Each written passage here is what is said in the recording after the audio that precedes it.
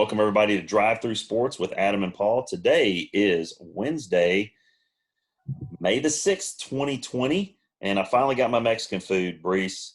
I had to wait 24 hours. I couldn't get it on Cinco de Mayo, but I finally got it tonight, and it was excellent, or excuse me, excelente. Yeah.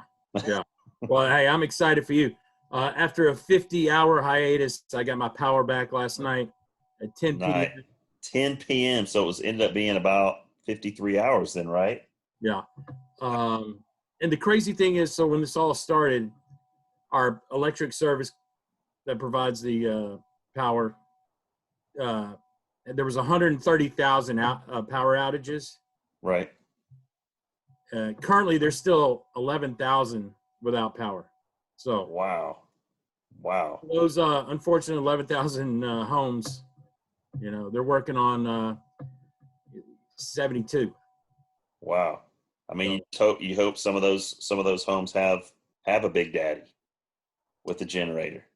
Yeah, absolutely. He came up huge for you guys. Well, yeah. Well, the funny thing was, Adam, power came back on at 10 p.m. and during the night it went off again at 1:30, and I thought I was going to have to, make a trip down to the generator to re-crank it up. Oh, geez. Had it in place. All right. How'd you have it wired in? You know what? I'm not sure if I want to say. I don't know if it's legal or not legal, but I'd prefer to keep it on the DL. Okay. But you're saying that Big Daddy supervised all the hookups. Oh, absolutely. And obviously it actually ran on diesel fuel. And so, whereas unleaded gasoline, the generators, they'll run through it pretty quick, 5-6 hours, or depending on how big the tank. This diesel, it was 24 hours and it hadn't dropped a quarter. Wow. So that's awesome. So it was a big, commercial deal. It almost makes you rethink, like a lot of I know Generac is a company that offers backup power for your house. If you're in an area that got frequent storms, that would be a good investment because as soon as it would drop, the generator would immediately correct over. Don't you think that Big Daddy? This is my father-in-law. That's his name, moniker. The grandkids hooked him up with. That Big Daddy has not already been searching for something like that, and currently is tracked one down somewhere in North Carolina that he's kind of it put a twinkle in his eye. So his house can run on generator power, or at least have a backup. Oh, he does. He's got electricity. Come on. Oh, okay. This guy, he's probably tapped into the NES substation somewhere. He's on the grid. Yeah. It's all his stuff's underground. Yeah, and maybe we'll talk about this at another point in a human interest story. But at one time, Big Daddy had his own underground gas station at his house, and I'll have to explain the specifics and the details in a later episode. Let's just say that I used to get gas. He's like Middle Tennessee's version of Toby Keith. I mean, he's ready. He's prepared. Oh, yeah, sure. Good to be prepared, just like we're prepared tonight to bring you guys a great episode. As you can see behind us, we have some NBA uniforms. We're going to be talking about the worst NBA uniforms of all time. And this is the one I chose, and Brees chose the one from the Wizards. And I think that Wizards one is like an 05 to 09 uniform. I think it had about a 4-year run. That was like during the Gilbert Arenas era of the Washington Wizards, where not only did they have the worst uniforms in the league, but they probably had the most firearms in the locker room of any NBA franchise. Mine, I went with my hometown team from 1970 to 72, back in the Pistol Pete era, the Atlanta Hawks, or as I affectionately call them, the Atlanta Squawks, because you can see this like pistachio green with blue, white. was very 70s back then, but just, you're not going to sell a lot of merch with your stuff looking like that. And today's NBA, today's really professional sports is all about marketing the merchandise. And there's a reason why there was only a 3-year run with this particular jersey in Atlanta. So, you think? Short-lived, brother. Short-lived. It did not inspire a lot of fans. And neither did the Wizards jersey, which the Wizards have gone through. Growing up, the Wizards it's supposed to be red, white, and blue, correct? That's just the whole moniker of. Well, they got all the political correctness because it used to be bullets, back in the Wes Unseld days, and they had I thought they had some really cool uniforms, back in that day, back in that era. You mean when they were the Washington Bullets? When they were the Bullets, right. And then they've kind of changed, and now they've kind of come full circle back to that. A little bit. That color scheme. Now this current color scheme right here is it's probably hard to tell, but it's black and gold. Black and gold. So there was a running joke that someone from the Wizards stole these from the Vanderbilt Commodores intramural department. And what you don't see is the shorts and they are black, so they're not even gold shorts where a flow of color. Yeah, it's like something you got off the sale rack at Dick's Sporting Goods. That's right. Yeah. They're bad. They're really, really bad. Local YMCA legend uniforms here. Yes. Like the intramural league there at Vanderbilt University, but so this is just, and it was close for me. I had a couple that I thought could make the cut for the worst one overall, and a close second was the Cleveland Cavaliers of the mid to late 90s of Mark Price, that era where they had blue, black, and red. If you recall what that color scheme looked like, it would just, it's just not really conducive or a very looked very good aesthetically. And of course they've changed it many times, and what they've got now is not any better. They still got the black with the gold and red, which could use some work. But the Atlanta Hawks, in true fashion, to this day, as of right now, it is argued that they still have the worst uniforms in the league with their sort of whatever neon red, black, or neon green, red, black that they've tried to roll with, and I'm not sure that's taken effect here. I like the traditional Dominique Hawks uniforms, sure. Red and white, and a little yellow. I like that. What I was going to say, Adam, is 99.9% of these teams create an alternate jersey, obviously for sales, money. But then there was that one fatal moment in time where the NBA decided to make the Cavaliers and Lakers a one-day alternate jersey for the Christmas Day game. And I think it was 2013. They called it the Big Logo. And obviously, basically looked like a T-shirt. And LeBron even made the point saying, did these come from the gift shop up in the stadium? Basically just, it's like the old Evansville Aces basketball short sleeve T-shirts. Everybody else had the tank tops and they wore the short sleeves. Yeah. Right. And so both these teams paraded around in these shirts to where even LeBron was like, what are we doing? Yeah. I know one thing for the fact that if they would have shown Michael Jordan that jersey pregame, he probably would not have gone out there and played in it. Yeah. I agree. Yes. I can see that. Yeah. He's like, I'm not playing in that. But that's our jersey moment. Sort of flashback to days gone by where we have learned from our mistakes, hopefully, and now have moved on a little bit. At least some cities have. Atlanta has not, obviously, as they continue to have poor uniform choices. But that kind of gets us to the next topic, which is since there's not a lot live going on in sports, today in sports history was actually a banner day. First things first, though, and just to sort of let everybody know, today is Willie Mays' birthday. Say hey. Say hey, Willie, the Say Hey Kid. 20-time All-Star, 660 home runs. Probably made one of the most famous catches in baseball history. Game 1 of the 56 World Series with this catch over the shoulder. So it is his birthday today. So happy birthday to Willie Mays.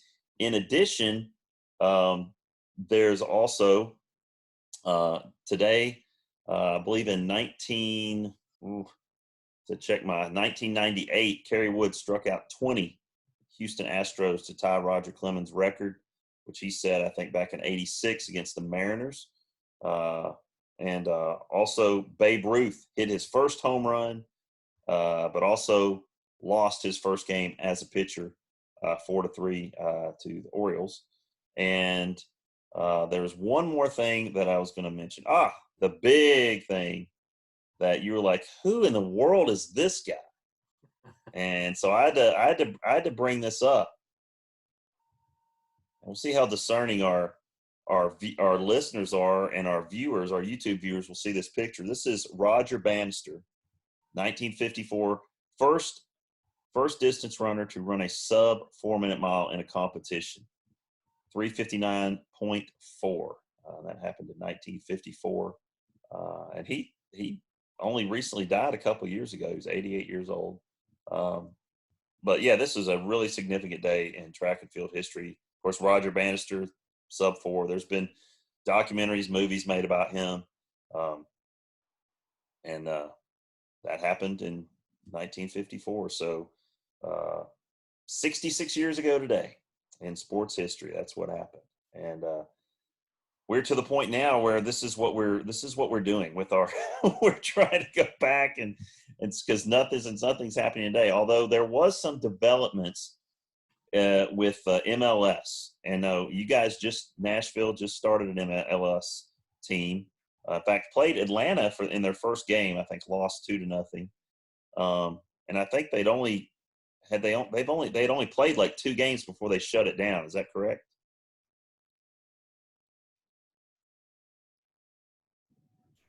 Yeah. Sorry, Adam. Okay. Your dog, my dog. We always have issues with our dogs. It seems like during this time. Listen, mine is scratching on the door as we speak right now, and I'm just ignoring her. Yeah. Soccer in Nashville, obviously, is a big deal to some people. It's huge here. I mean, there's more people go to soccer games at Mercedes-Benz Stadium here than Falcons games. I mean, it's packed out, 70,000 people every single time, and they're lunatics. They're crazy. They're just super into it, which again I don't get, but I can appreciate it. But I just don't get it because I'm not a big soccer guy. But so anyway, MLS is starting letting players back into their facilities, which is a good sign for other sports. And I was just, if you follow Jeff Passan on ESPN, he's the ESPN baseball reporter. You probably don't follow him, but he said that MLB is putting a plan in place to possibly begin spring training either around the 1st of June or the 10th of June. So somewhere in that window, getting them to start spring training, have an extended spring training, and shooting for, at the earliest, possibly a July 1st restart.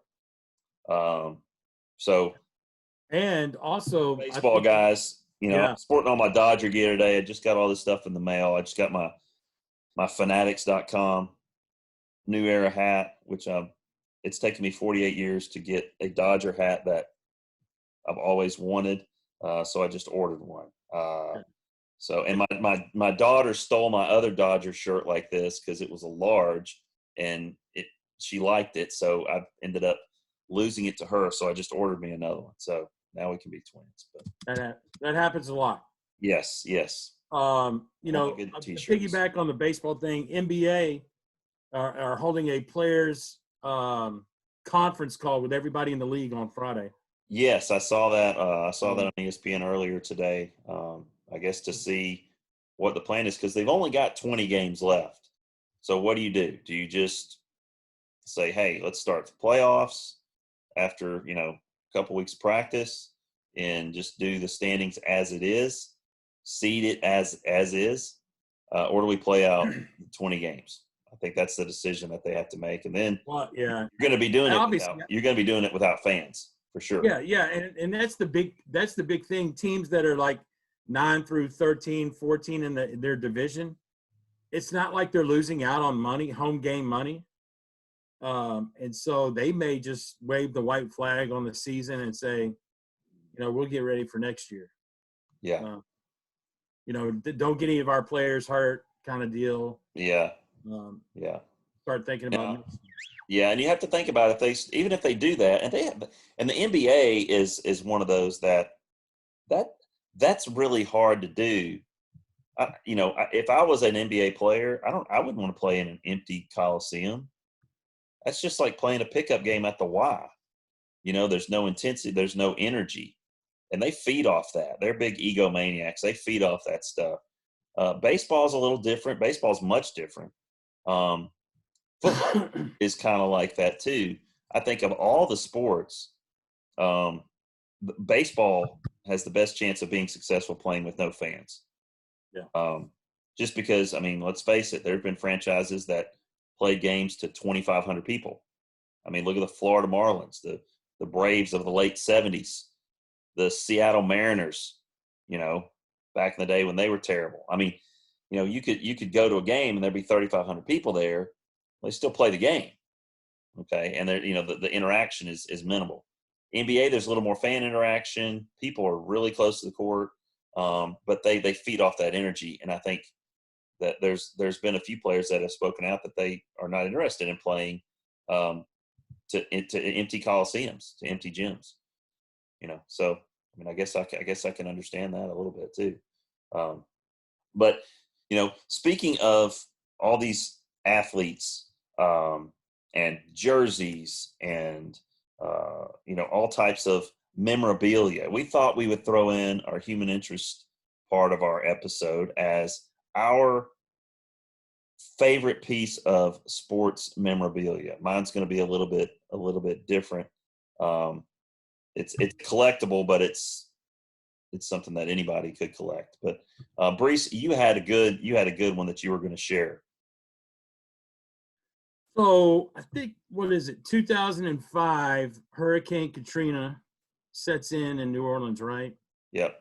And a lot of those people start moving up north, right? Yeah. And there was a lot of transplants that ended up, we had probably 2 handfuls of kids from the New Orleans area, Louisiana area, that ended up going to school where I taught at the time. And I don't know, I connected with this family, and one day I walk into my office and then there's a plastic, like a Kroger bag, sitting on my desk. So I'm thinking, what is this? And so I open it up and I look at it, and it's a Peyton Manning jersey. So I hold it up even more. It's a signed Peyton Manning. Apparently the family that I'd kind of taken in and tried to help out, within the school, were friends with the Mannings, and so that jersey is now framed and up in my house. I think I've seen it. Okay, obviously, in your house, yeah. That is a huge thing. My son Connor, who's a Vanderbilt fan, sticks his Jay Cutler sign picture next to it. Man, there's something wrong with him. Yeah, there is definitely something wrong with him. There's something wrong with him. Since he's in the Army National Guard, we thank him for his service, but you're still a moron, right? Yeah. That's what I tell him. But that Peyton Manning jersey was a gift. Was it a Tennessee one? It was a Colts. Colts one. Okay. Wow, that's still cool. So pretty cool.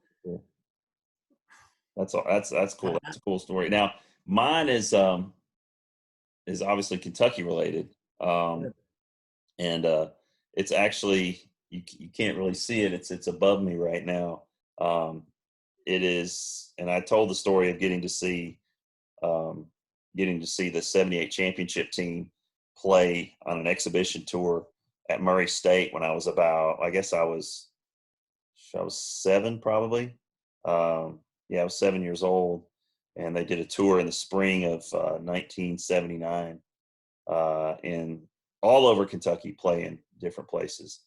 And I have a program, signed program. Rick Roby, Mike Phillips, Jack Givens, James Lee, um, Kyle Macy. So that's one of my prized possessions, and another prized collection, I would say, more than just a possession, um, is hanging on my wall. I went to my wife and yours too, probably. Y'all have Michaels there? Yes. Yeah. Okay. Is she a big Michaels fan? I mean, Crafts and stuff like that? sure. Yeah. Okay. I mean, it's not like she's going out there every weekend, but Right, right. Well, that's Leslie's natural habitat, and so one time we're in there and she's looking around, and I go back into the picture frames and poster frames and stuff like this, and I see this thing, and it's a baseball card, um, sort of a way that you can individually hold right. 25 cards Oh wow.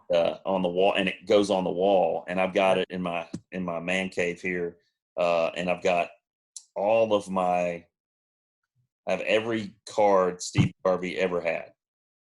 Now, I didn't get them autographed because in certain cases, autographs decrease the value of the card because they harm the condition of the card, which I was a big baseball card collector back in the day. And if I had the means, I would continue to do that just because it's fun. But none of them are super valuable. I think when I bought, you always go after the rookie cards, because those are the ones that are, typically worth the most money, unless it's a rare limited edition print or something. And 71 Tops, which was a tough season to get a hold of and to get cards that were in really good condition because the border around it was black. And any sort of where somebody had flipped up the edge, it showed really, really easily because it was black. So it's very hard to find a 1971 Tops card of any card that's in good condition. This one is in what I would consider very good to mint condition. And I think I paid at the time, I think I paid $13 for it back in 1982. And it's probably worth $60 right now. The most expensive one is actually his second year, which is a 1972 Tops. And the issue with that run of cards was they were cut awkwardly. So again, it's very difficult to get some of the higher number cards in the set, which this was. It wasn't because he had a particularly great year that year. It was just that the number in the set was very high. The ones over like 650 had higher value. I think Rod Carew's 1972 Tops went for like $120 at the time. Garvey's was about $45. And I can remember working, cutting grass to get enough money to get that 1972 Garvey, and just tracking it down was hard. So that's one of my prized possessions is my Steve Garvey collection, and obviously my program from the 1978 championship team University of Kentucky tour that I got to go to. That was a lot of fun. But again, as the years progress, we get to do some of the things with some of the things that we have and display them like we always wanted to back in the day. I have at a card show, I got Ernie Banks's autograph, Mr. Cub. But it didn't really mean that much to me because I'm not a huge Cubs fan, but he's an all-time great. And also, like you, I got Cal Ripken's autograph at a National Athletic Trainers Convention back in 2000. or back in '98 when we were in Baltimore. He was our keynote speaker because he just come off the setting the record, breaking the record, or whatever, or was in the middle of it, and talking about how important athletic training was to him doing that. So got his autograph. That was pretty cool. He was pretty. Also, side note, in that same convention, I got Gabriella Sabatini's autograph. Oh yeah. Yeah. You listen. You talk about these, like, normally think about these athletes like it's a cliche that they have. They come in, they've got these entourages and stuff. Dude, Gabriella Sabatini's. For those of y'all that don't know who she is, she was a very popular tennis player in the early to mid '90s. Spanish, very attractive, and her entourage. She probably had like 40 people with her, and she was coming in there. I mean, look at the audience she had. She had you in there. You guys are kind of sketchy already, man. Yeah, you got to watch it around those athletic trainers, man. Absolutely. Yeah, you never know what's going to happen.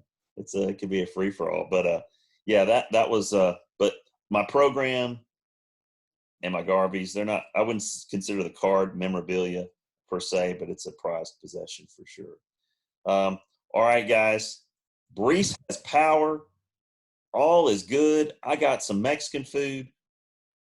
The world is coming back together. We appreciate you guys listening to us. We'll have another episode for you guys tomorrow. And at some point, Brees, we're going to have a wing challenge. Am I correct? We're working on it. All right. Our production crew is working on the Hot Wings Challenge.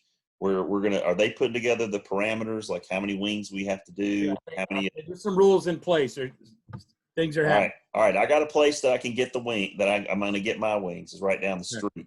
They got all kinds. So in terms of like medium to, nuclear or whatever. Yeah. You let me know. We'll do that, and we'll do that. That might be a Friday Night Live. That may be. Absolutely. We can shoot for that. Hey, tomorrow. Yeah. All you YouTube people, comment below if you could only pick one sport to come back from this pandemic. Which sport would it be? And if you pick like a football, it would have to either be high school, college, or pro. You have to be sport specific. Okay. So you can't just say football. That's going to be our topic. What do we want first? Can't say football. You can't say basketball. Do you want it to be high school, college? Pro? You got to sport specific. Like, subscribe, comment. You know what to do. For Paul Brees, I'm Adam Freeman in Atlanta, Georgia. Tune in tomorrow night. You've been listening to Drive Through Sports with Adam and Paul.